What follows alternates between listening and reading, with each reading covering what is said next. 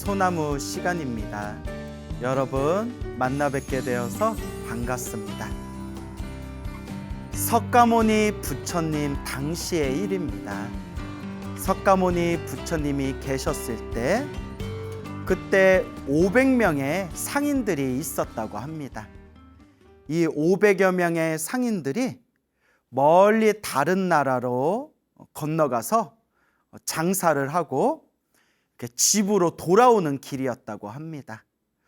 이 500명의 상인들이 집으로 향하는 도중에 그만 길을 잃어버리고 맙니다. 허허벌판에 길을 잃고서 어디로 가야 할지 모르고 있을 때 하필이면 또 그때 엄청난 뜨거운 태양 아래 그런 지독한 갈증에 빠져서 물을 다 마시고 난 뒤에 이 500여 명의 상인들이 끊임없는 그 뜨거운 갈증으로 탈진해서 쓰러지기 직전에까지 이르게 되었다고 합니다.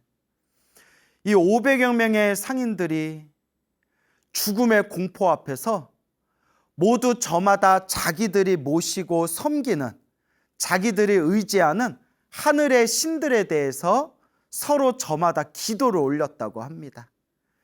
500여 명의 사람들이니까 또 저마다 자기들이 믿고 있는 종교와 신들이 있지 않았겠습니까?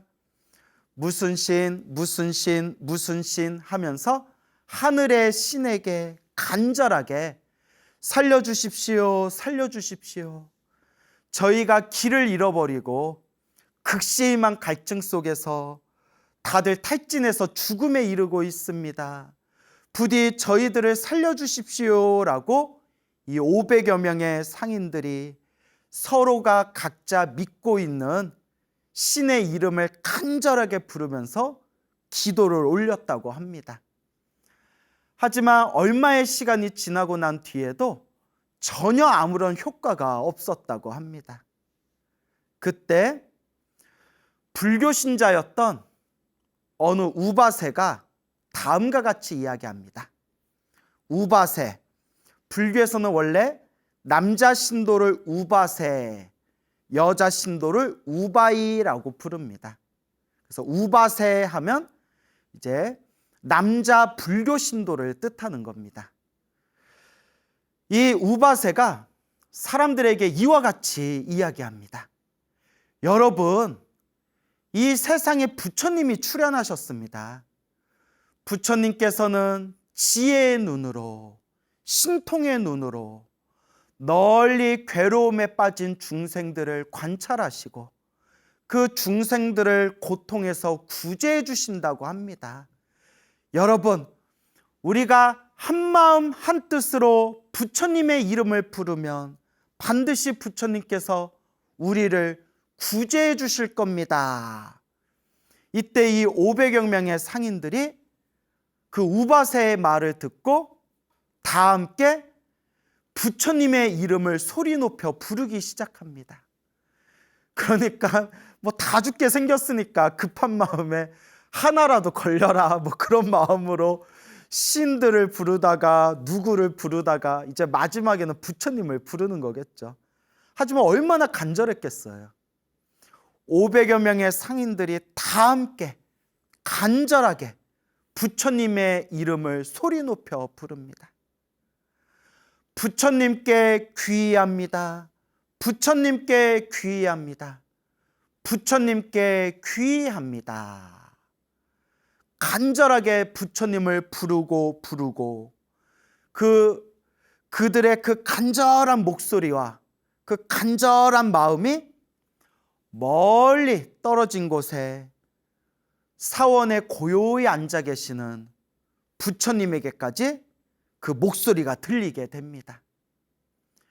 우리 거룩하신 부처님께서 지혜와 신통의 눈으로 저 멀리 떨어진 허허벌판에 갈증 속에서 탈진하여 쓰러져 있는 그 500여 명의 상인들의 모습을 꿰뚫어 보시게 됩니다.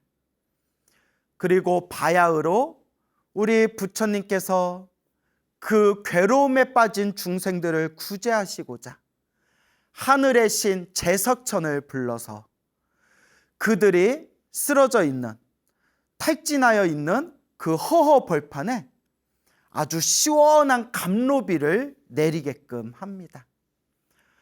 하늘에서 달콤한 감로수와 같은 그런 감로의 단비가 쏟아져 내리기 시작합니다. 사람들은 다 함께 기뻐하고 이 500여 명의 상인들이 그 떨어지는 단비를 맞으면서 다시 체력을 회복하기 시작합니다. 그리고 다 함께 그 단비를 맞으면서 500여 명의 상인들이 다 함께 부처님의 덕을 찬탄합니다. 어쨌거나 그러한 긴급한 상황 속에서 부처님의 이름을 부르며 하늘에 쏟아지는 단비를 맞으면서 체력을 회복한 이 상인들은 결국 무사히 집으로, 고향으로 돌아오게 됩니다. 고향으로 돌아온 이 500여 명의 상인들이 우리 부처님 덕분에 그 위급한 상황 속에서 우리가 목이 말라 갈증 속에 탈진해서 하마터면 죽을 뻔한 그런 상황 속에서 우리가 부처님의 이름을 부르면서 하늘에 쏟아지는 단비를 맞으며 체력을 회복하지 않았느냐. 우리가 부처님의 은혜를 갚아야 되지 않겠느냐. 그리고 500여 명의 이 상인들이 부처님께 부처님 언제 며칠 후에 저희들 집에 오셔서 저희들의 공양청을 받아주십시오 라고 이제 청을 올리게 됩니다. 부처님께서 이제 허락을 하십니다. 몇 날 며칠 동안 이 500명의 상인들이 정성껏 수많은 공양을 준비하게 됩니다. 그리고 그 공양청을 올리기로 한 그 날이 되었을 때 부처님께서 가사를 입으시고 바루를 드시고 수많은 거룩한 비구 스님들과 수많은 제자들과 함께 그 500명의 상인들이 마련해 놓은 그런 공양에 나아가서 이제 부처님과 우리 스님들께서 맛있게 이제 공양을 드시게 됩니다. 그리고 공양을 다 마친 부처님께서 그 자리에 있는 수많은 사람들을 위해서 법을 설하십니다.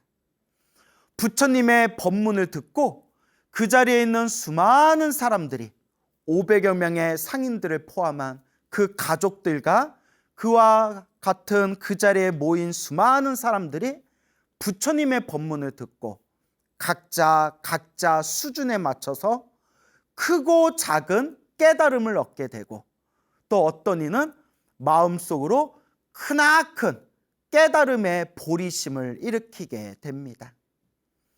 수많은 사람들이 부처님의 법문을 듣고 크고 작은 깨달음을 얻게 되고 다 함께 부처님의 덕을 소리 높여 찬탄하게 됩니다. 그 아름답고 거룩한 모습들을 보면서 부처님의 제자인 비구 스님들이 부처님께 이렇게 여쭈어 봅니다.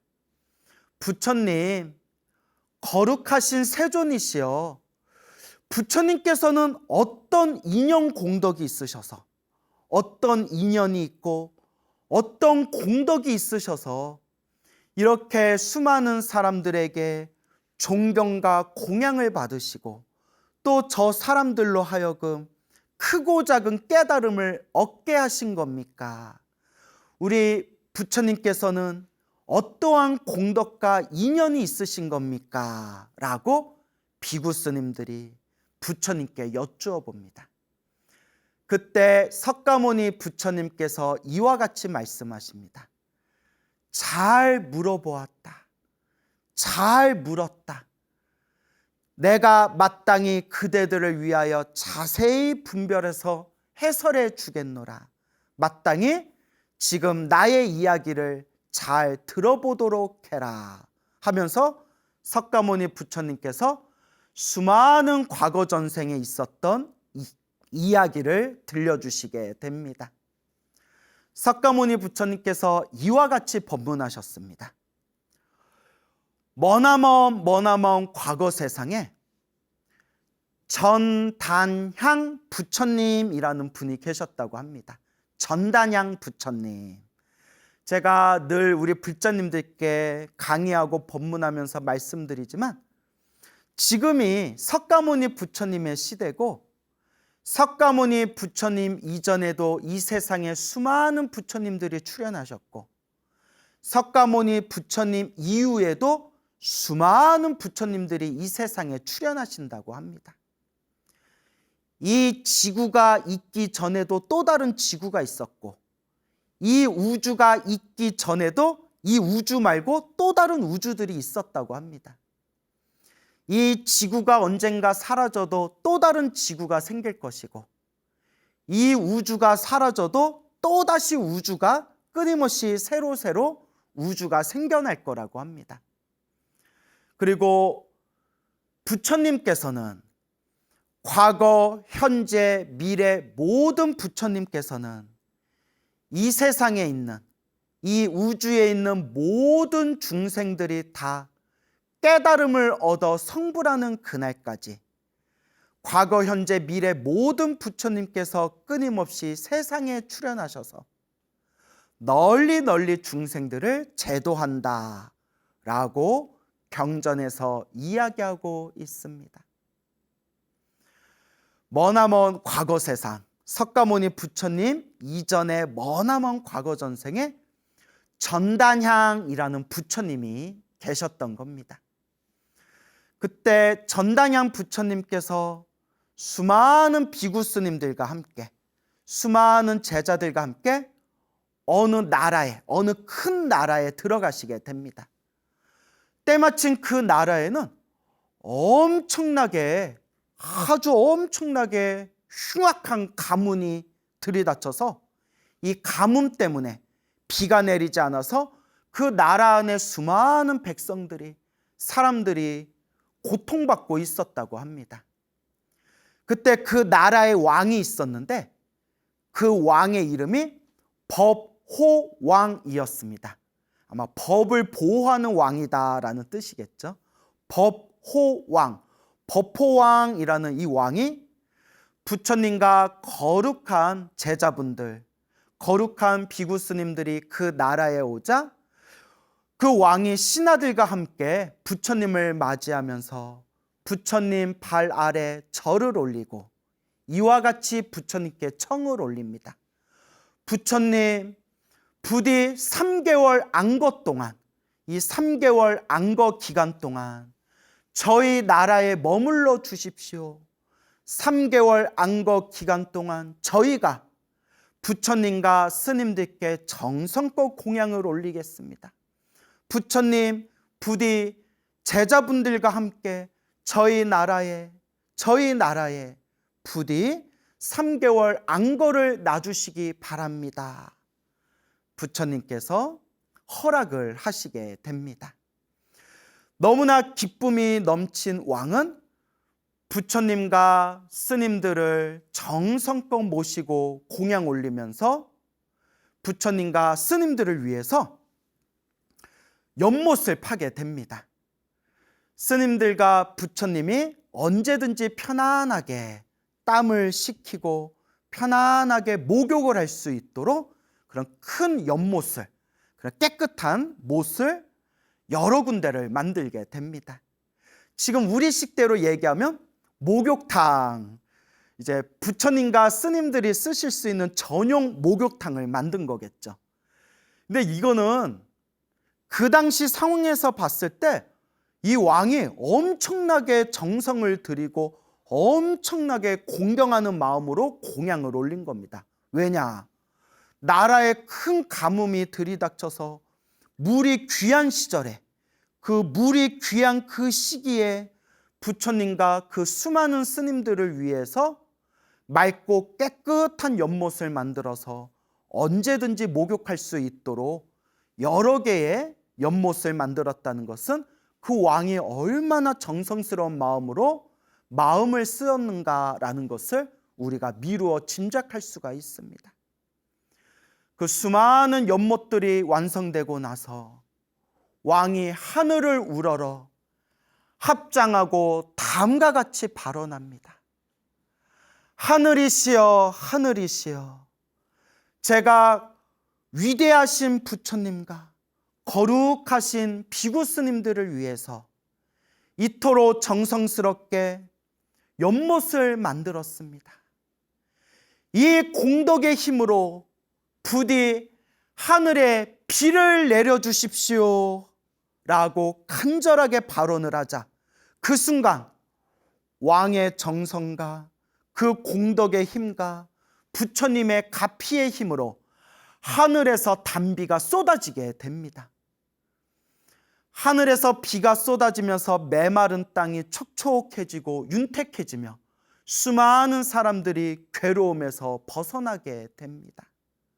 왕과 수많은 사람들이 다들 기쁨에 넘쳐 다들 크나큰 그런 기쁨의 마음으로 부처님의 덕을 찬탄하게 됩니다.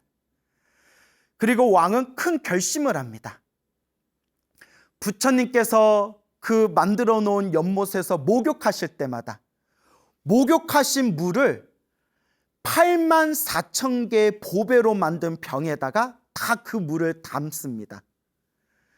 부처님께서 목욕하신 그 물을 84,000개의 보배로 만든 병에다가 하나하나 담아서 널리 그 나라 구석구석에 84,000개의 탑을 세우게 됩니다. 84,000개의 탑 안에다가 부처님이 목욕하셨던 목욕물 84,000개의 병을 탑에다가 다 모시게 되는 겁니다. 84,000개라는 숫자가 꼭 84,000개라는 걸 의미하는 것은 아니라고 합니다.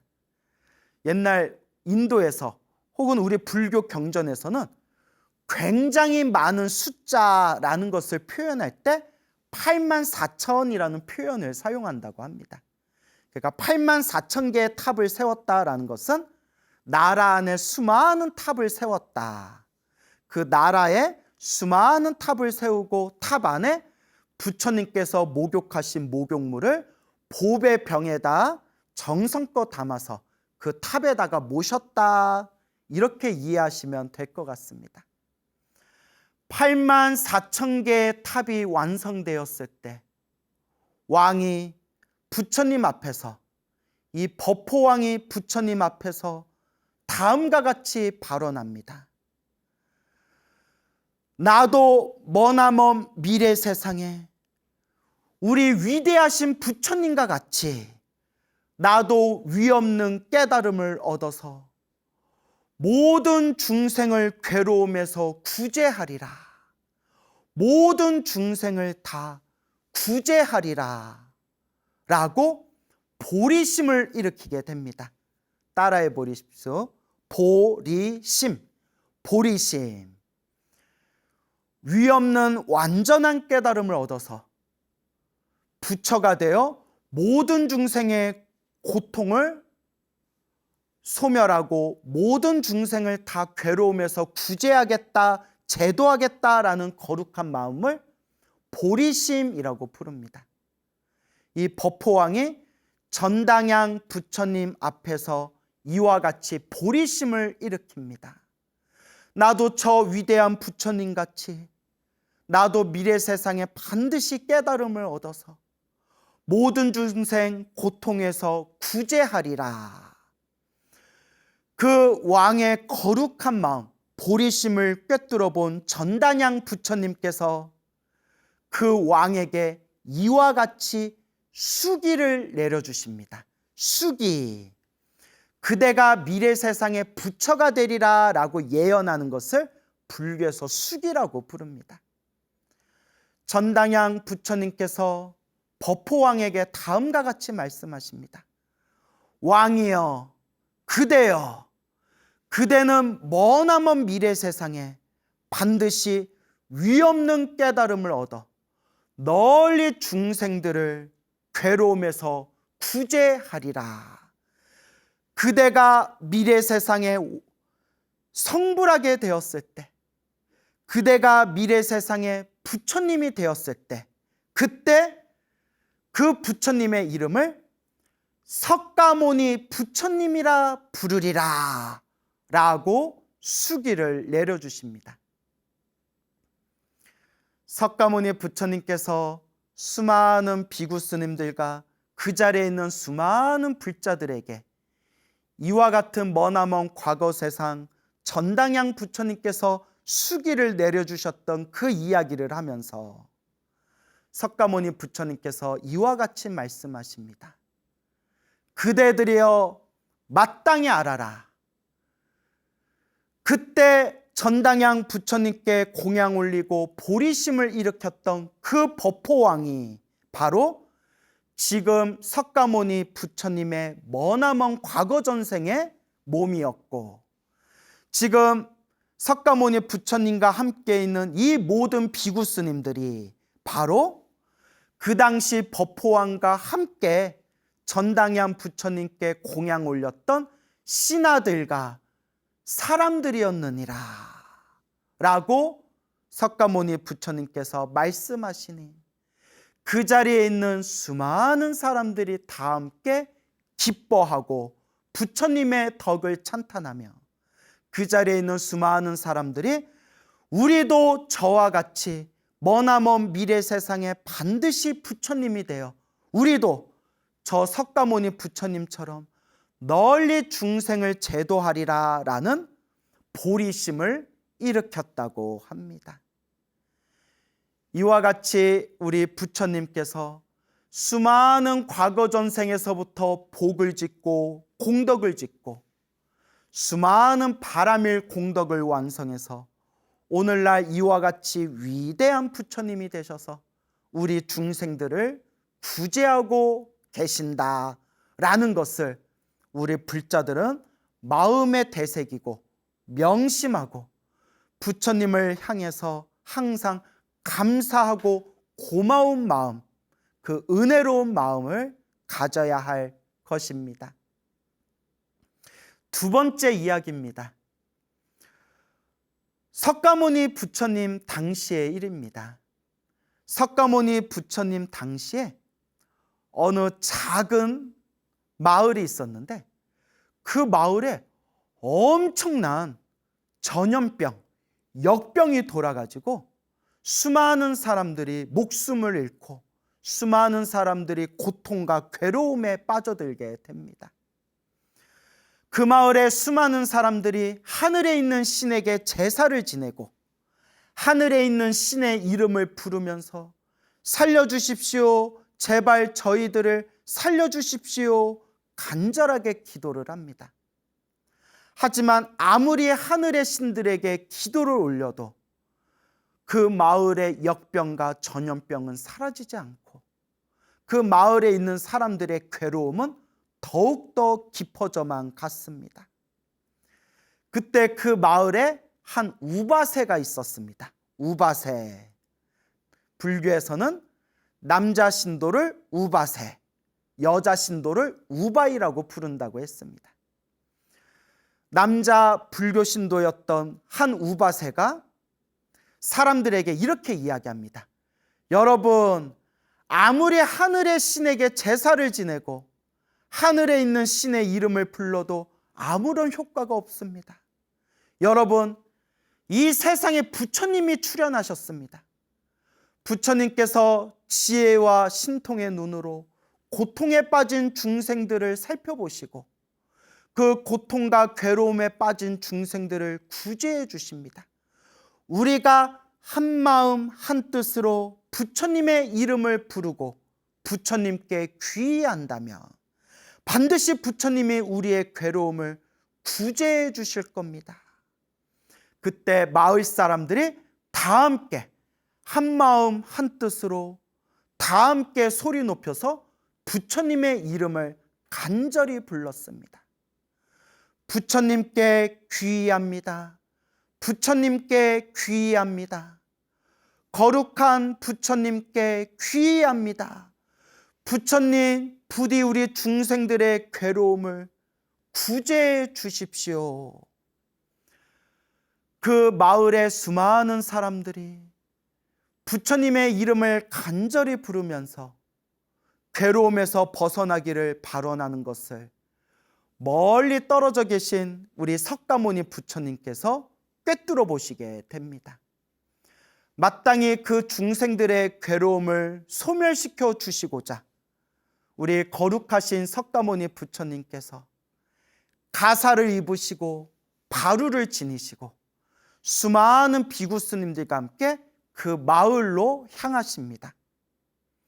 부처님께서 마을에 오셔서 그 마을에서 법문을 설하시고 마땅히 그 사람들에게 올바로 행해야 할 올바른 바른 법을 설하시게 됩니다. 부처님의 법문의 가르침이 부처님의 가피가 그 마을에 충만해지자 역병을 퍼뜨리던 전염병을 퍼뜨리던 온갖 흉악한 귀신들이 모두 다 비명을 지르고 두려움에 떨면서 그 마을에서 모두 사라지게 됩니다.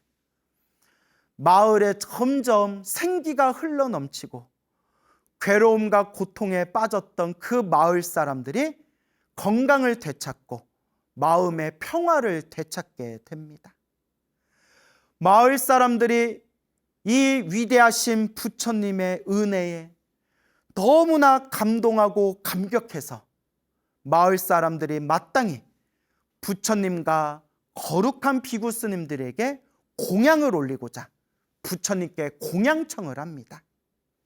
그리고 이 마을 사람들이 정성스러운 마음으로 혼신의 힘을 다해서 아주 정성껏 부처님과 거룩한 비구스님들께 올릴 공양을 마련하게 됩니다.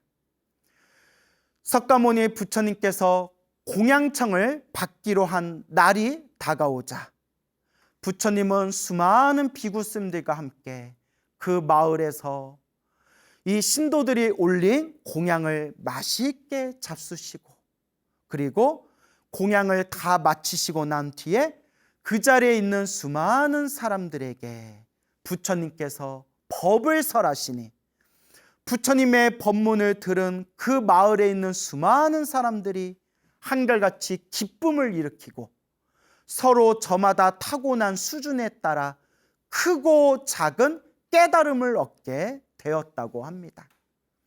수많은 불자들이 또 그 자리에 있던 수많은 사람들이 석가모니 부처님의 거룩한 덕을 다 함께 찬탄하게 됩니다.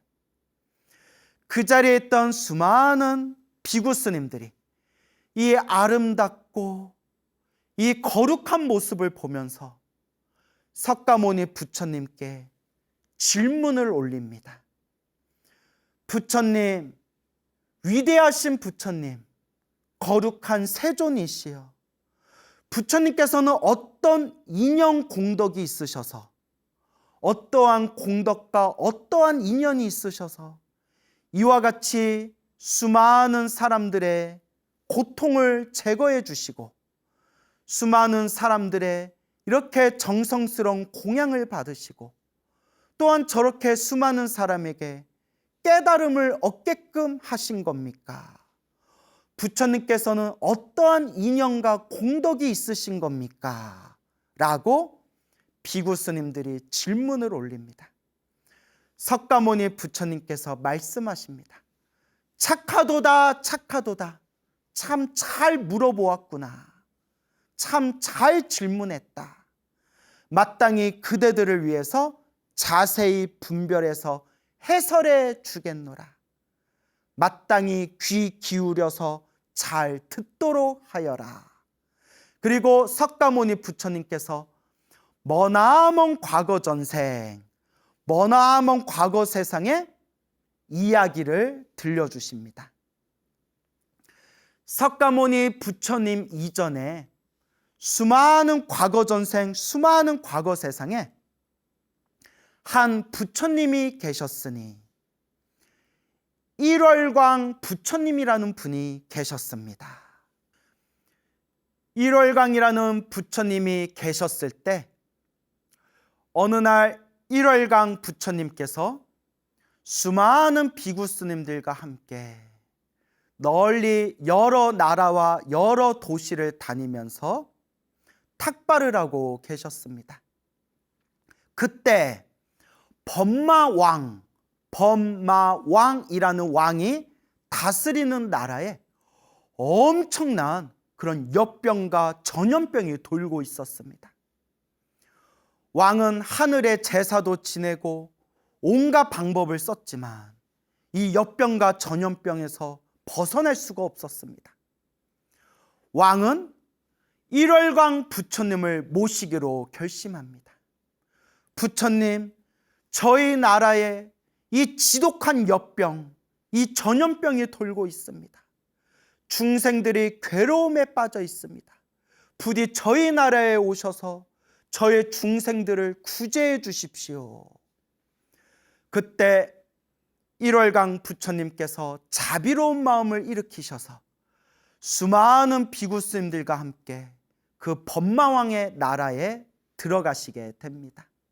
그리고 부처님께서 당신이 입고 있는 이 가사를 벗어서 이 가사를 왕에게 주며 가장 높은 곳 깃대에다가 이 가사를 걸도록 하여라 라고 부처님께서 말씀하십니다.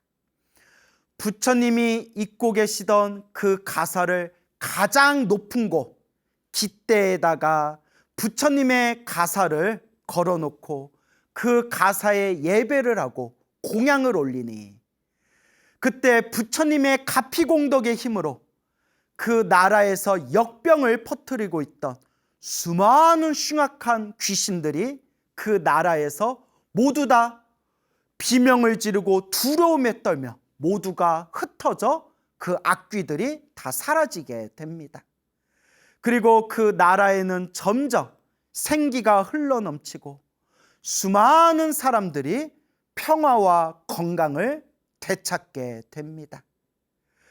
그때 부처님께서 수많은 사람들에게 바른 법을 설하시니 부처님의 법을 듣고 수많은 사람들이 다 함께 기쁨에 넘치게 됩니다. 법마왕이 부처님과 수많은 거룩한 스님들께 정성껏 공양을 올리고 일월강 부처님 앞에서 법마왕이 무릎 꿇고 예배 올리고 합장하며 간절하게 발언합니다. 거룩하신 부처님, 일월광 부처님이시여, 저도 미래 세상에 반드시 부처님과 같은 위없는 깨달음을 얻겠습니다. 제가 위없는 깨달음을 얻게 되었을 때 이 괴로움에 빠진 모든 중생을 널리 제도하겠습니다. 고통에 빠진 중생들을 모두 구제하겠습니다 라는 거룩한 마음, 보리심, 따라해 보십시오. 보리심, 거룩한 마음 보리심을 일으키게 됩니다. 위없는 깨달음을 얻어 부처가 되어 모든 중생의 고통에서 그 중생들을 모두 다 행복의 길로 이끌어 주리라.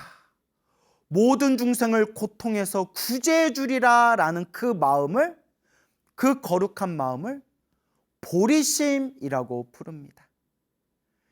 일월강 부처님께서 그 법마왕의 보리심을 꿰뚫어 보시고 일월강 부처님께서 법마왕에게 다음과 같이 수기를 내려주십니다. 오 왕이여, 오 그대여, 그대는 미래 세상에 반드시 위없는 깨달음을 얻어 부처님이 되리라.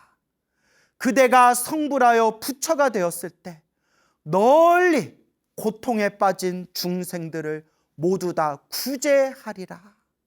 그대가 머나먼 미래 세상에 부처님이 되었을 때 그때의 이름을, 그 부처님의 이름을 석가모니 부처님이라 부르리라 라고 일월광 부처님께서 수기를 내려주십니다. 석가모니 부처님께서 수많은 비구 스님들과 그 자리에 있는 수많은 사람들에게 이와 같이 부처님께서 당신의 전생에 대한 인연과 공덕에 법문을 펼치시고 난 뒤에 석가모니 부처님께서 이와 같이 말씀하십니다. 그대들이여 명심해라. 그때 1월강 부처님께 수기를 받았던 법마왕이 바로 지금 석가모니 부처님의 머나먼 과거 전생의 몸이었고, 그때 법마왕과 함께 있었던 신하들과 수많은 사람들이 바로 지금 석가모니 부처님의 제자들인 비구 스님들이니라, 비구들이니라 라고 석가모니 부처님께서 법을 설하시니 그 자리에 있던 수많은 사람들이 다 함께 기뻐하고 다 함께 부처님의 덕을 찬탄하며, 그 자리에 있는 수많은 사람들이 우리도 저와 같이, 우리도 저 위대하신 거룩한 석가모니 부처님과 같이 미래 세상에 반드시 위없는 깨달음을 얻어 우리도 또한 널리 중생들을 제도하리라 라는 거룩한 보리심을 일으켰다고 합니다. 석가모니 부처님께서 경전에서 이와 같이 말씀하셨습니다. 그대들이여, 불자들이여, 부처는, 지금 그대들 눈앞에 보이는 이 부처님은 수없는 과거에 수많은 백천만억 숫자로 헤아릴 수 없는 수많은 부처님 아래에서 수많은 복을 짓고 선업을 짓고 공덕을 닦으면서 지혜와 자비와 복덕과 신통을 완벽하게 성취하였느니라 라고 석가모니 부처님께서 대승경전에서 누누이 말씀하셨습니다. 우리 불자님들도 부처님을 닮아가기 위해서 끊임없이 부처님의 발자취를 따라가야 됩니다. 제가 늘 불자님들께 드리는 이야기가 있습니다. 부처님께 기도할 때, 부처님께 공양을 올릴 때, 저 잘되게 해주세요, 우리 가족 잘되게 해주세요, 제 소원 성취되게 해주세요 라고 기도를 하더라도 반드시 기도의 마지막 마무리는 반드시 사옹서원으로 마무리해라. 중생을 다 건지오리다. 번뇌를 다 끊으오리다. 법문을 다 배우오리다. 불도를, 부처님의 깨달음을 반드시 이루오리다. 모든 중생 다 함께 성불하여 지이다 라는 거룩한 보리심으로 여러분들이 기도를 하신다면 이 우주 법계에 계신 모든 과거, 현재, 미래 부처님들이 다 함께 찬탄하시며 우리 불자들에게 행복의 가피를 내려주실 겁니다. 부처님을 닮아가는 우리 불자님들 걸음걸음에 항상 부처님의 가피 공덕이 충만하시기를 바랍니다. 소중한 나 무한 행복.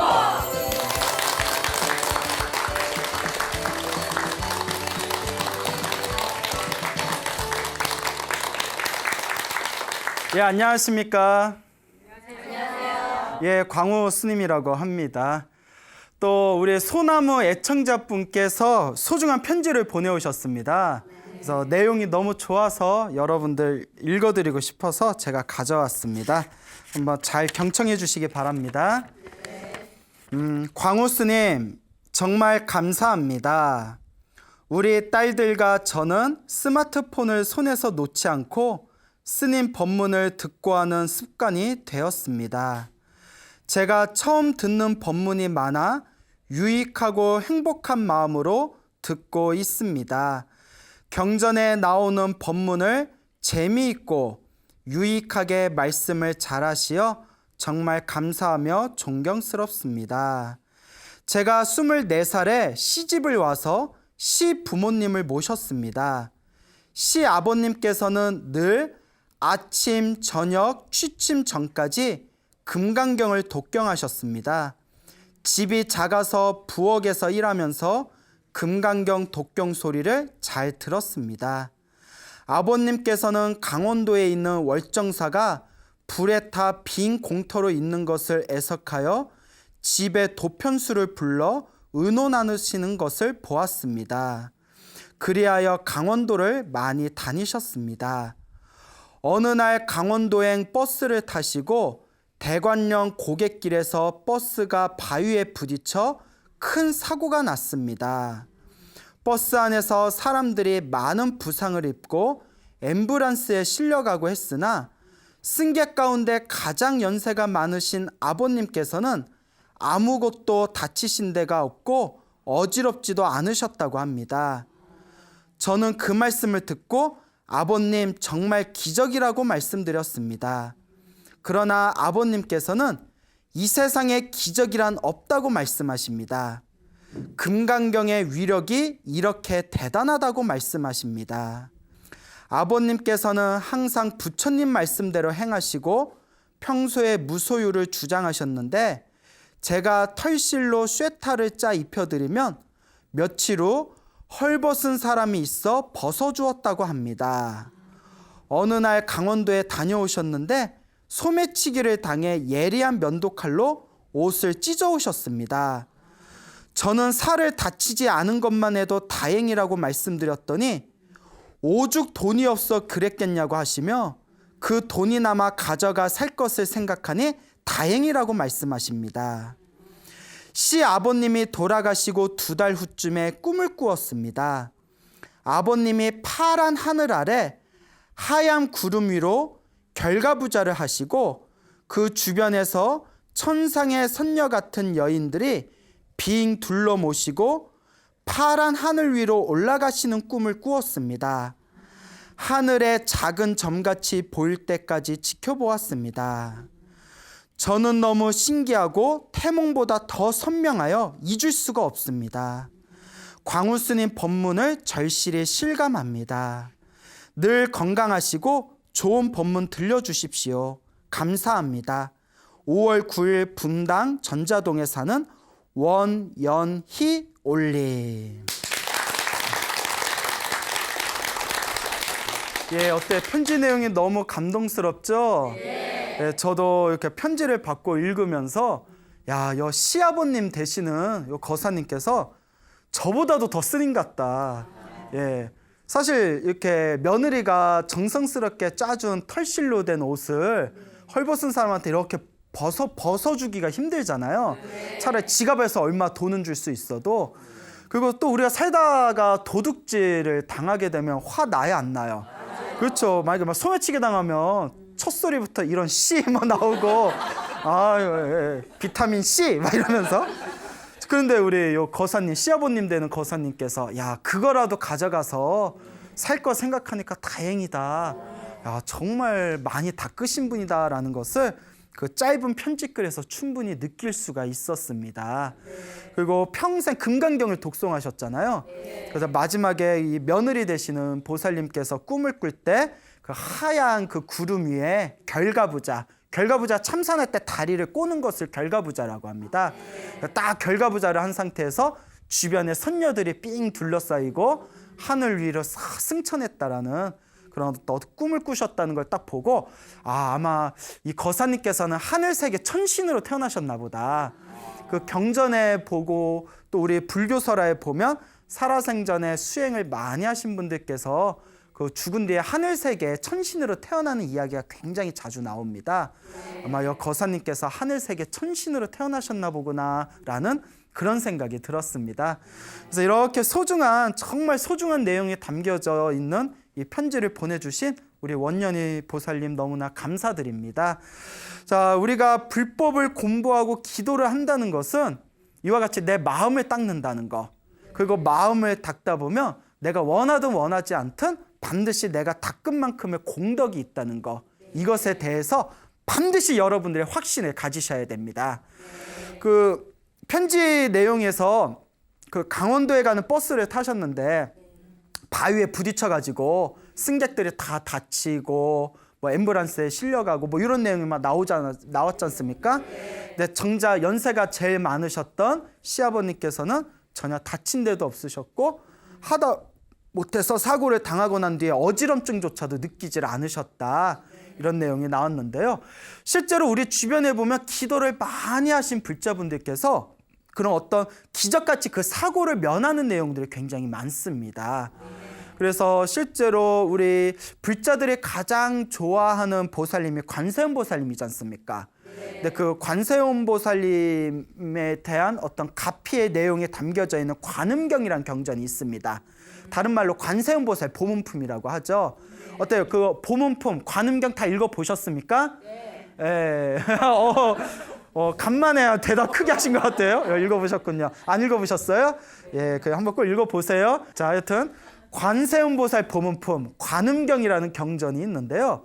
그 관음경이라는 경전에 보면 누구든지 중생이 위급한 상황에 처했을 때 일심으로, 여기서 중요한 게 일심입니다.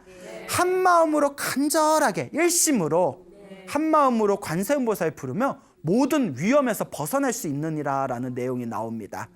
사실 뭐 관세음보살 보문품뿐만이 아니라 모든 부처님의 경전이 간절하게 어떤 경전이든 닦고 수행하고 독경하고 기도하면 은은한 나를 보호해주는 은은한 그런 가피가 있습니다.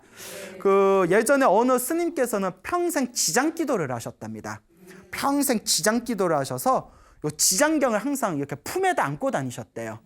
근데 어느 날 그 택시를 타셨는데 택시를 타고 이렇게 택시가 가다가 우리가 흔히 운전면허 그 연습할 때 그 교육을 받을 때 웬만하면 어디 도로에서 트럭 뒤에 따라다니지 말아라라는 교육을 많이 받습니다.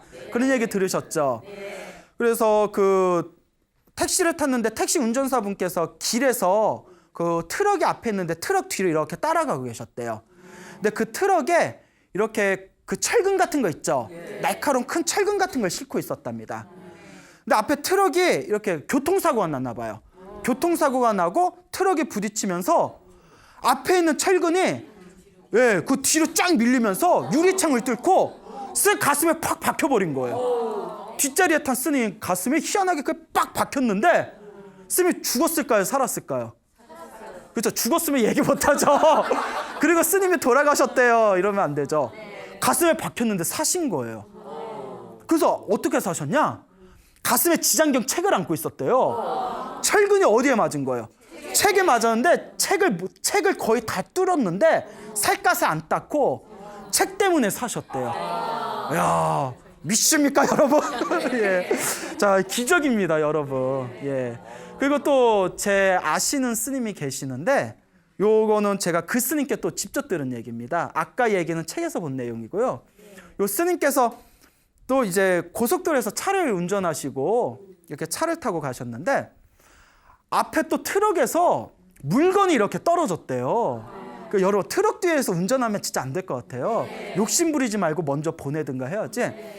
앞에 트럭에서 물건이 떨어져서 그거 부딪혔나 피했나 하다가 차가 전복이 됐대요. 그래서 스님이 크게 다치셨는데 기적 같은 게 다친 건 다치신 거고 이렇게 차가 뒤집히는 가운데에서 그나마 다행인 게 스님께서 참선을 하시던 분이셨어요. 차 안에다 항상 참선할 때 쓰는 두꺼운 방석을 가지고 다니셨대요. 어디서도 항상 이렇게 참선하시려고. 뒷좌석에 방석을 놓고 있었는데 차가 전복되는 과정에서 뒤에 있던 좌복이 앞으로 와가지고 부딪혔을 때 스님 머리에 이렇게 좌복이 있더래요. 그 좌복이 없으면 머리를 크게 다쳤을 텐데 부딪혔을 때 머리에 뭐가 꼈다? 푹신한 좌복, 방석이야 방석. 푹신한 방석, 좌복이 머리 사이에 딱 껴가지고 다행히 목숨에는 큰 지장이 없으셨답니다. 이것도 가피가 아니겠습니까? 예, 이와 같이 우리가 기도를 하다 보면 이렇게 신비한 불보살님의 가피를 경험하게 됩니다. 자, 그래서 오늘은 그 기도를 통해서 사고를 면하신 분들의 어떤 그런 좀 신비로운 그런 가피와 영험에 대해서 한번 이야기를 해볼까 합니다. 그 경기도 구리시에서 그 살고 계시는 어느 불자님이 계셔요. 요 보살님이 계시는데 요 보살님께서 그 절을 다니셨을 때 예전에는 처음에 이렇게 절을 다닐 때는 남편이 별로 안 좋아하셨대요. 솔직히 뭐 종교에 관심 없는 남편분들 많으시잖아요. 그래서 집안일 마치고 나서 여보 나 절에 갈게요 하면 남편이 짜증을 내시면서 절에 가면 밥이 나와 뭐 떡이 나와 항상 그러셨대요. 그 비아냥거리듯이 절에 가봐라 밥이 나오냐 떡이 나오냐. 그럼 이제 속이 부글부글 끓는데 보살님이 착하셨나 봐요. 다른 보살님들 같았으면 뭐? 너 잘 되라고 기도하는데 뭐? 이랬을 텐데 보살님이 이제 속이 부글부글 끓는데 여보 절에 가면 밥도 나오고 떡도 나오고 나물도 나오고 과일도 나와 이래. 그 남편이 아무 얘기 안 해. 실제 절에 다니면 밥 나오지 나물 나오지. 절에서 봉사활동 해주면 떡도 주지 스님들이. 그러니까 그 남편보다 아무 말 못 하시고. 근데 그냥 절에 가는 게 그렇게 좋으셨대요. 절에 가는데 그러니까 남들 절에 가니까 같이 절에 가고 남들 기도하니까 그냥 기도하고 절에 가면 이렇게 마음이 편안해지고 그렇게 절에 다니다가 거사님 남편 되시는 분들께서 15톤짜리 덤프트럭을 운전하시는 분이었대요. 그래서 이제 공사 현장에서 덤프트럭을 운전하셨는데 바야흐로 이제 사건이 하나 터집니다. 2000년도였대요. 2000년도. 지금으로부터 한 18년 전인가요? 예. 2000년도에 부산에서 큰 터널 공사를 했대요. 부산에서 큰 터널 공사를 했는데 글쎄요 저는 이제 공사 현장 경험이 없어서 그런데 터널 공사가 굉장히 위험하대요. 그거 어둡고 좁은 데에서 트럭하고 중장비가 엉키다 보니까 인명사고가 잘 난답니다. 그래서 터널 공사가 굉장히 좀 어렵고 좀 힘든 공사인데 그 부산에서 그 터널 공사할 때 이제 트럭을 운전을 하셨답니다. 15톤짜리 덤프 트럭을 운전을 하셨는데 어느 날이었대요. 이 보살님께서 터널 공사가 굉장히 위험하고 어렵다는 걸 아니까 매일매일 남편을 위해서 기도를 올렸대요. 우리 남편 항상 건강하고 무사하게 해주십시오. 무사안전이라고 하죠. 무사안전을 항상 발언하면서 기도를 올렸답니다. 그 기도를 올렸는데 어느 날 이렇게 꿈을 꿨대요. 꿈을 꿨는데 꿈에 자기 앞에 이렇게 스님들이 계시더래요. 스님들이 여러 명의 스님들이 이렇게 가사장삼을 입고 이렇게 목탁을 치면서 자기를 바라보면서 막 연부를 하고 기도를 하더래요. 스님들이.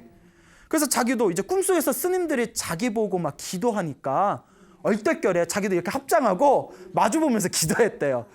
근데 꿈속에서조차도 왜 나를 보고 기도하지? 왜 나를 보고 기도하지? 왜 그러지? 그래서 그런 생각이 들더랍니다. 하여튼 꿈에서 스님들이 자기를 위해서 기도해 주는 걸 꿈을 꾸고 나서 잠에서 딱 깼는데 잠에서 깨고 난 뒤에도 이상한 생각이 들더래요. 왜 꿈에서 나를 보고 기도를 했을까? 이게 무슨 뜻일까? 왜냐하면 꿈이 너무 생생하다 보니까. 그러고 있는데 그 꿈을 꾸고 난 그날 이제 오후에 남편한테 전화가 왔대요. 남편한테 전화가 와서 여보 나 죽었다가 살아났어 이러더래요. 나 죽다 살아났어 하니까 부인이 왜? 그러면서 남편이 사고 얘기를 하는데 심장이 벌렁벌렁거리더래요. 어떤 일이 있었냐면 그 터널 공사였다고 하잖아요. 그 남편분께서 이제 차를 가지고 이제 터널을 공사 현장에 들어갔는데 앞에 막 돌들이 막 깔려 있더래요. 근데 그 차 타이어가 자꾸 돌을 밟고 가면 뻥크가 나면 그 공사일에 차질이 생기니까 차에서 내리셨대요. 그 돌을 이렇게 치우고 있었대요. 돌을 이렇게 치워서 이제 통행할 수 있도록 돌을 이렇게 치우고 있었는데 그 뒤에 그 뭐 페이레던가 페로 뭐 지게차 같은 거죠. 제가 잘 모르겠는데 그냥 하여튼 뭐 지게차 같은 그 중장비가 어두우니까 뒤에 사람이 있는 줄 모르고 후진을 하다가 그 거사님 엉덩이를 쳐버린 거예요. 그 거사님이 엎어졌대요. 툭 치니까 엎어졌는데 그 위를 이렇게 지게차가 지나가는 거예요. 위를 지나가는 찰나에 그 하여튼 바퀴 사이가 보이더래요. 거기를 그냥 후다닥 굴러서 피했대요. 정말 기적같이. 찰나의 순간이었죠. 아차 싶으면 그냥. 근데 그 후진하는 지게차는 어둡고 정신이 딴 데 팔려 있는지 뒤에 사람이 있는지 피했는지도 모르고 그냥 앞으로 뒤로 왔다 갔다 하더래요. 정말 큰일 날 뻔했죠. 진짜 큰일 날 뻔했죠. 가까스로 야, 나 진짜 큰일 날 뻔했다. 이 얘기를 듣고 보살님이 그래서 그 꿈을 꾸었구나. 꿈에서 스님들이 내 남편 살리려고 꿈에서 기도를 해준 거였구나. 그러면서 자기도 모르게 부처님 감사합니다. 부처님 감사합니다. 정말 부처님 감사합니다. 라는 마음이 저절로 우러나왔답니다. 예. 그 뒤로는 이제 그 얘기를 이제 남편한테 나중에 했겠죠. 그 뒤로는 여보 나 절에 갈게 하면 남편이 응 잘 갔다 와 이런데요. 잘 갔다 와 이런데요. 예, 그렇죠. 참 이게 재밌어요. 그렇죠? 예. 이렇게 우리 사람들이 살다 보면 이런 위급함에 빠질 수가 있습니다. 그러니까 평소에 뭘 많이 해야 된다? 기도를 많이 해야 돼요. 평소에 기도를 많이 해야 됩니다. 근데 또 어떤 분이 이런 얘기 하시는 분들도 있어요. 선생님 기도 열심히 했는데도 막 사고가 났어요. 안 좋은 일이 생겼어요. 그럴 때마다 제가 항상 드리는 말씀이 있죠. 크게 받을 거 어떻게 받는다? 작게 받는다. 우리 불법이 인과 업보입니다. 내가 지은 업은 내가 받아요. 사람들이 왜 막 사는 줄 아세요? 이번 생에 죽으면 끝이라고 생각하는 거거든요. 이번 생에 죽으면 끝이고 인과 업보를 안 믿어서 그래요. 내가 지금 나쁜 짓을 하면 언젠가 내가 받는다라는 인과 업보를 믿어보세요. 다른 사람 100원짜리 동전 하나 못 가져가요. 내가 이거 가져가면 언젠가 내가 또 갚아야 되는데, 이 인과 업보는 불교에서 말하는 가장 중요하면서도 가장 핵심이 되는 교리입니다. 인과 업보를 믿지 않으면 불교를 수행할 수가 없고, 인과 업보를 믿지 않는 사람들은 인생을 막 삽니다. 예. 그렇기 때문에 우리가 살아가면서 이 인과 업보를 믿는다는 거. 그래서 내가 지은 업은 반드시 누가 받죠? 내가 받죠. 이 업은 피할 수가 없습니다. 부처님 경전에 보면 부처님께서도 업을 면하기 어렵다고 하십니다. 그래서 부처님께서도 부처님 일대기를 보면 깨달음을 얻으신 부처님께서 12번의 고난을 당하는 내용이 나옵니다. 모든 업장이 소멸하시고 모든 완전한 깨달음을 얻으셨는데도 당신이 살아가면서 12번의 고난을 당하시는데, 그때 제자들이 부처님이시여, 부처님은 모든 것을 이루시고 모든 걸 다 꿰뚫어 보시는데 왜 이런 고난을 당하셔야 됩니까? 라고 질문할 때마다 부처님께서 항상 하시는 말씀이 다 누가 지은 업이다? 내가 지은 업. 내가 붓다가 되기 전에, 부처가 되기 전에 머나먼 과거 전생에 이런 업보를 지었기 때문에 이런 걸 받는 것이다.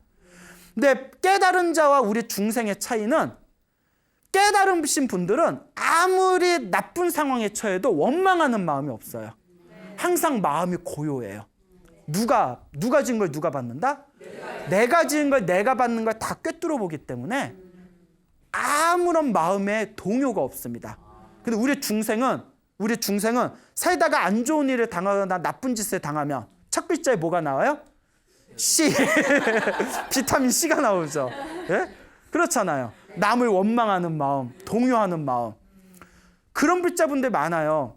평생 기도 열심히 하다가 나쁜 일 한번 딱 생기면 에휴 영업 없네 하고 절에 안 나오는 불자분들도 있습니다. 아닙니다. 내 업은 내가 받는 거고, 기도를 열심히 하시면 크게 받을 업보를 작게 받고, 작게 받아야 할 업보는 그냥 받은 듯 안 받은 듯 쓱 스쳐가는 겁니다. 그러니까 기도하다가 나쁜 일이 생기는 것은 기도가 효과가 없는 게 아닙니다.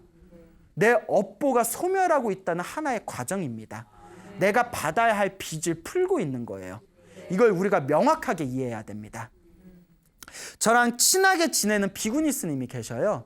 요 비구니 스님께서 그 비구니 스님하고 친하게 지내는 그 밑에서 공부하고 있는 어느 신도분께서 직접 겪으신 일화입니다.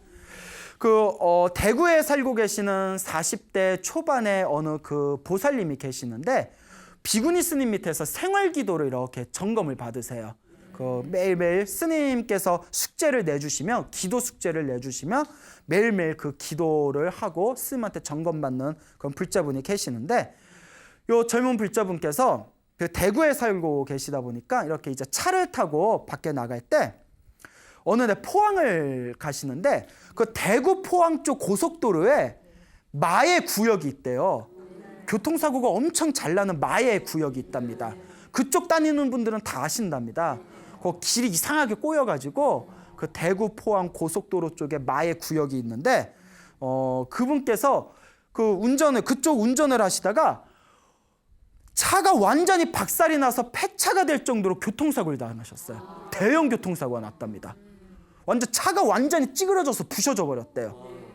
그런데 몸에 상처가 하나도 없더래요. 그 옆에서 차가 부서진 거 본 사람이 아이고 요 차 안에 탄 사람 어떻게 됐어요? 예, 전데요? 진짜? 대박! 막 이러면서 믿지 않을 정도래요. 완전 기적이죠. 하다못해 뭐 찰과상이라도 있어야 될 거 아니에요. 차가 완전히 박살이 나서 폐차를 시켰는데도 운전자가 몸이 멀쩡하니까 사람들이 기적이라고, 야 진짜 기적이라고 할 정도로. 근데 보살님이 아무리 생각해도 이거는 정말 누구의 값이다? 부처님의 값이다. 자기는 아무리 생각해도 그렇게 생각이 된답니다. 물론 어떤 분들은 이렇게 생각할 수 있을 거예요. 스님, 이왕 도와줄 거 조금 더 도와주셔서 차 박살나는 것까지 좀 막아주셨으면 좋았을 거 아니에요. 이런 생각 할 수도 있죠. 그러니까 중생들 마음이 이래. 도와줘도 그런다니까. 그런데 제가 아까도 말씀드렸죠. 크게 받을 거 어떻게 받는다? 작게 받는다. 몸이 더 크게 다칠 뻔한 걸 뭐 차가 부서진 걸로 끝났다거나, 뭐 예를 들어 목이 부러질 뻔한 걸 뭐 다리가 부러진 걸로 끝났다거나, 뭐 이런 자기만의 크게 받아야 할 업을 작게 받는다는 거죠. 이게 중요합니다. 그렇기 때문에 우리 불자분들께서는 항상 명심하시기 바랍니다. 기도하면 반드시 갚이가 있다 없다?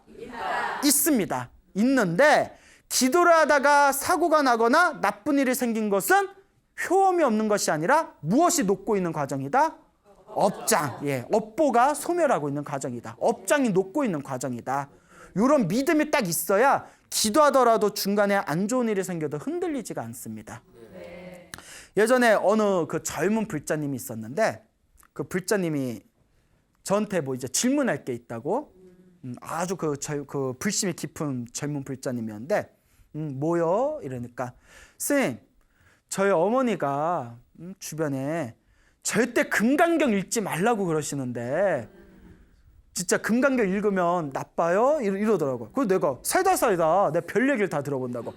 아니 금강경 독송해가지고 금강경 기도해서 효원 받은 사람이 얼마나 많은데 어머님이 왜 그런 얘기 하시냐고. 어머니께서 누가 금강경 기도가 좋다고 해서 금강경 기도하다가 살다 받아야 할 풍파를 그때 다 받으셨다고. 별의별 일이 다 생겨서 딱 느끼신 게, 금강경 기도는 너무 세가지고 금강경 기도 잘못했다가는 신세 망치겠구나. 그래서 주변 사람들한테 금강경 기도하지 말라고 하는데 제가 좀 헷갈립니다. 그래서 제가 말씀을 드렸죠. 그런 얘기 하지 마시라. 어떤 사람은 기도를 해도 아무런 문제 없이 술술 기도가 잘 되는 사람이 있고, 어떤 사람은 뭐 금강경을 하든 뭐 지장경을 하든 법화경을 하든 기도하는 순간부터 자꾸 일이 꼬이고 자꾸 나쁜 일이 생기는 사람이 있다. 그거는 자기가 지은 업보의 문제지 기도하고는 아무런 관계가 없다. 기도하고 아무런 관계가 없다라고 하면서 이렇게 말씀드렸죠. 그분이 금강경 기도 잘못한 것 같다. 왜냐? 금강경에 보면 중간에 이런 구절이 나옵니다. 금강경을 읽으면 사람들한테 손가락질을 받고 천대를 받는다. 그런데 그것은 업보가 두꺼워서 다음 생에 지옥이나 나쁜 곳에 떨어져야 할 업보를 이번 생에 사람들한테 무시받는 걸로 그 업보가 사라지는 것이다. 그러니까 크게 받을 걸 어떻게 받는다? 작게 받는다. 만약에 금강경 기도에서 막 풍파가 일어나고 안 좋은 일이 생기면 내가 수없는 생 동안 지은 크게 받아야 할 나쁜 업보를 금강경 기도하면서 작게 받고 있구나. 내 빚이 녹고 있구나. 내 업장이 소멸하는 과정이구나. 이렇게 생각을 해야지 왜 엉뚱하게 금강경 갖고 탓을 하냐. 제가 이렇게 말씀을 드렸더니 딱 이제 이해하겠다고 하시더라고요. 그리고 말이 나온 그 여담인데, 흔히 그 지장기도라고 있어요. 아시죠? 지장기도. 지장경에 보면 막 지옥 얘기, 귀신 얘기 막 그런 얘기들 많이 나오거든요. 그러다 보니까 사람들 중에, 불자분들 중에 이런 얘기 하시는 분들이 있어요.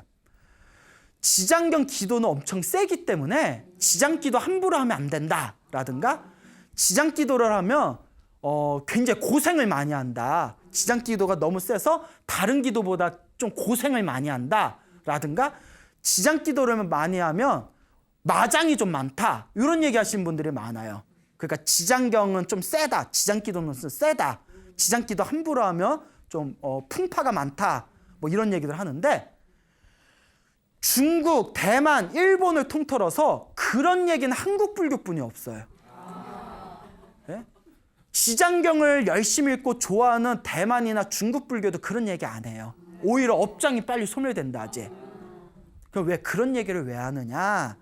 여러분, 전생에 업보가 두꺼운 사람은 지장경을 기도하든 다른 경을 기도하든, 업보가 두꺼운 사람은 무슨 기도를 하든 자꾸 마장이 생겨요. 그거는 경의 문제가 아니라 누구의 문제다? 자기의 문제예요.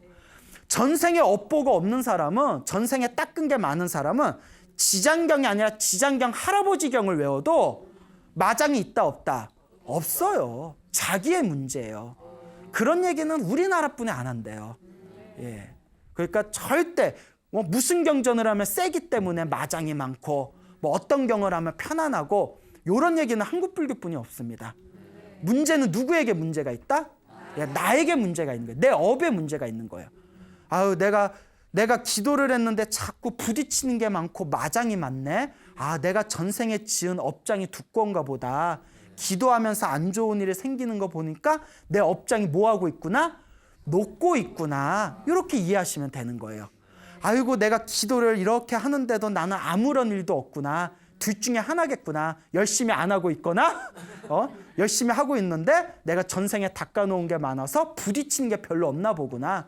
이렇게 이해하시면 되는 겁니다. 결국은 내가 지은 업보대로 받는 거예요. 아시겠죠? 그러니까 여러분, 항상 부처님의 가르침을 가까이 하고, 우리가 공부를 할 때는 항상 경전에 의지해야 됩니다. 무엇에 의지해야 된다? 경전. 궁금한 게 있으면 부처님 경전에서 찾으세요. 부처님의 경전이야말로 우리 불자가 닦아야 할 가장 중요한 기준점이라는 걸 이해하시기 바랍니다. 예, 그러니까 경전 공부 안 한 이상한 사람들 말 듣지 마세요. 뭐 약간 민간 신앙 같은 거 하는 사람 중에 부처님 경전을 좀 왜곡되게 말하는 사람들 많거든요. 예, 그러니까 무슨 경을 해야 좋고 무슨 경을 하면 안 좋고 막 이런 거 따지는 거, 경전에는 그런 거 없습니다. 부처님 가르침은 하나하나 다 소중합니다. 그러니까 항상 경전의 근거에서 반듯하게 닦아나가시길 바랍니다. 다음 이야기는 이제 물 건너서 대만에서 있었던 일입니다. 자, 이제 세계로 가는 소나무가 되겠습니다. 대나무의 어느 불자님께서 기적 같은 또 가피를 경험하신 이야기가 있습니다.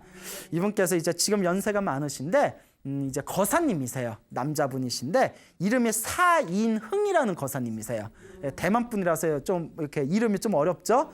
사인흥이라는 이 거사님께서 1965년도에 엄청난 큰 그 부처님의 가피를 경험하셨답니다. 65년도면 한참 전이네요. 1965년도에 6월 달에 대만이 되게 습하고 더운가 봅니다. 예, 그래서 그 바닷가 근처에 직장 생활을 하고 계셨나 봐요. 그 6월 달에 그 퇴근을 하고 직장 사람들하고 저녁을 먹었는데, 저녁을 먹고 났는데도 해가 떠 있더래요. 그리고 막 끈적끈적하고 더우니까 직장 동료들이, 야, 우리 그냥 가지 말고 더우니까 저 해변가에 가서 바다에서 수영 좀 하자 하더래요. 근데 이 거사님이 싫었대요. 가기가 싫었대요. 그러니까 촉이 온 거죠. 나 가기 싫은데 이렇게 생각하고 있으니까.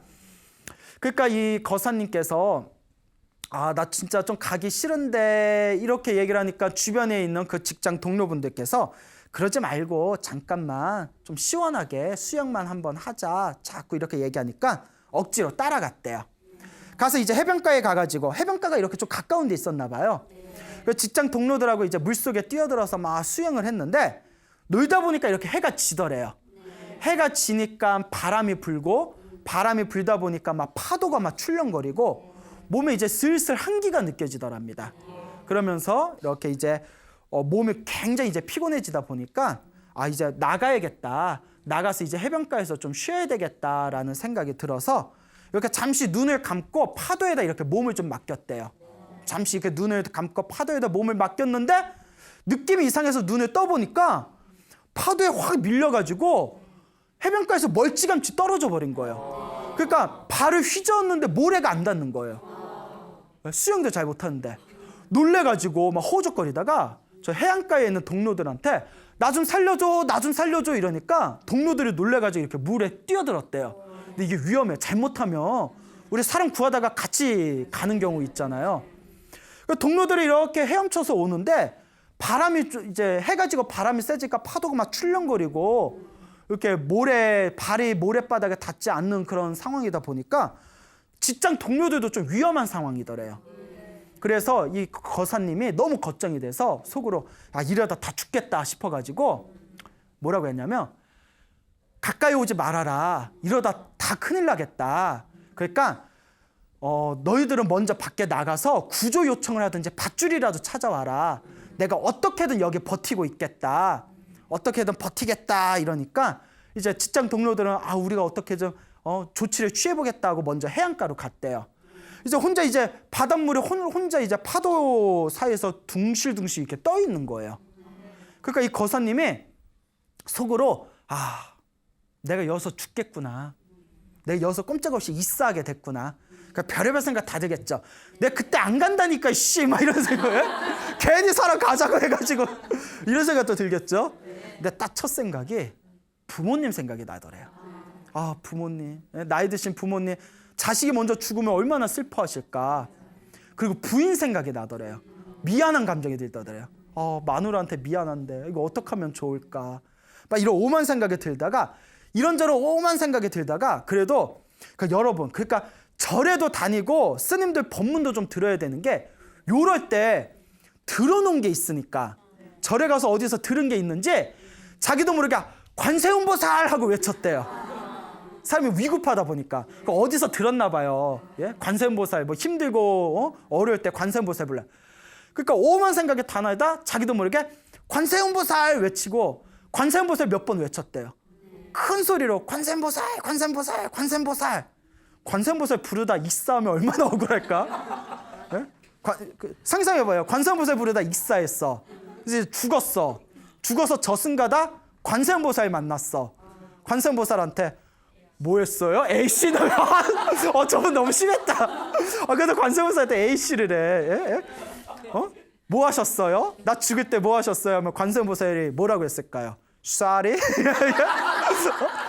바빴어. 자, 이제 웃자가 한 얘기고. 그러니까 관세음보살 외치는데 기적같이 발끝에 뭐가 단단한 게 딱 짚히더래요. 순간 속으로 아까는 아무리 발을 휘저어도 모래가 안 닿았거든요. 이게 웬일이지? 정말 지금 생각해도 너무 신기한 일이라는 거예요.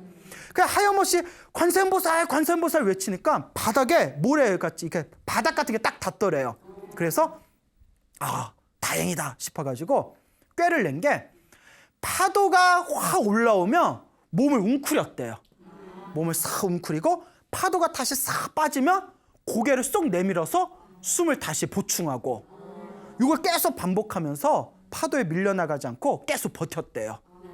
그러다 다시 돌아온 직장 동료들의 그런 구조로 결국 이제 거기서 이제 해안가에 무사하게 빠져나오게 됩니다. 그러니까 완전히 몸이 탈진해가지고 그날 이제 그 직장이 있는 숙소에 들어가서 완전히 뻗어버렸대요. 그래서 죽다 살아난 거잖아요. 완전히 뻗었어요. 자, 이걸 전문 용어로 뭐라고 하죠? 오징어 됐다 하죠. 바닷가에서 푹 익었다가 완전히 뻗었어. 그래서 우리가 오징어 됐다 이러잖아요. 오징어 좋아하세요? 또 내라네. 예? 그 다음날 이렇게 일어났는데 이제 오징어처럼 흐물흐물해져 버린 거예요. 몸이 완전히 탈진해 버렸잖아요. 오전에 가까웠으면 그냥 이렇게 억지로 밥을 먹고 있는데 왠지 느낌이 이상해서 뒤를 딱 쳐다봤더니 마누라가 와 있는 거야. 마누라가 딱 와 있는 거야. 그러더니 부인이 여러분 그 여자는 육감이라는 게 있다고 하잖아요. 육감. 예. 그런 얘기 있잖아요. 남편이 바람 피면 부인이 귀신같이 알아챈다면서요. 냄새가 달라 뭐 이런 게 있다면서요. 예. 진짜 그런 게 있어요? 예. 경험? 예. 자, 어쨌거나 육감이라는 게 있잖아요. 부인이 그 다음날 딱 찾아온 거예요. 그러니까 남편이 놀래서 어쩐 일로 왔어? 당신 무슨 일 있었지? 무슨 일 없어? 이러더래요. 무슨 일 없어요? 그러니까 남편이 이제 좀 부인이 걱정할까 봐 아니야 무슨 일이 있긴 뭐 별일 없었어. 이상하다. 별일 없으면 다행이고 이러더래요. 그 남편이 왜 그래? 어디서 무슨 말 들었어? 근데 이제 남편분께서 직장 동료들한테 신신당부했대요. 부인이나 연세 드신 저 부모님이 걱정하실 수 있으니까 오늘 있었던 일 우리 비밀로 해달라. 그래서 왜 무슨 일 들었어? 그게 아니라 하면서 부인이 하는 얘기가 어제 오후에, 그러니까 남편이 이제 퇴근하고 바닷가 갔을 때였겠죠. 오후에 집안일 이렇게 하고 있는데 갑자기 속이 막 그냥 참을 수 없이 속이 답답하고 속이 울렁거리더라는 거예요. 그러니까 속이 답답해서 내가 왜 이러지 하고 방에 들어와서 쉰다고 이렇게 자리에 누웠대요. 그리고 살짝 잠이 들었는지 비몽사몽에 남편이 바닷가에서 막 허우적거리는 그런 꿈을 꾼 거예요. 야, 이 정도면 돗자리 깔아야지. 그분이 오셨나 보다, 그분이. 그러니까 그래서 꿈에서 딱 눈을 떴는데 남편이 바닷가에서 창백한 얼굴로 허우적거리는 게 너무 생생해가지고 놀란 마음에 절에 갔다는 거예요. 절에 가가지고 법당에 가서 막 법당에서 절을 하면서 부처님, 우리 남편 무사하게 해주세요. 왠지 모르겠지만 답답하고 불안합니다. 우리 남편 무사하게 해주세요. 지금 같으면 이제 그런 어떤 꿈 같은 거 꾸면 이렇게 휴대폰 눌러보면 되잖아요. 네? 휴대폰 눌러놓고 띠리리 그런데 이제 남편은 바닷가에서 허우적거리니까 전화 안 받을 거 아니에요. 그럼 부인이 또 노네 놀아 어디 PC방 갔나 보네 뭐 이렇게 오해할 수도 있고 하겠죠. 65년도면 휴대폰 없었을 때잖아요. 그러니까 그런 꿈을 꾸니까 너무 불안한 거예요. 확인할 데도 없고 뭐 퇴근 후니까 회사에 전화해봤자 남편이 안 받을 거고.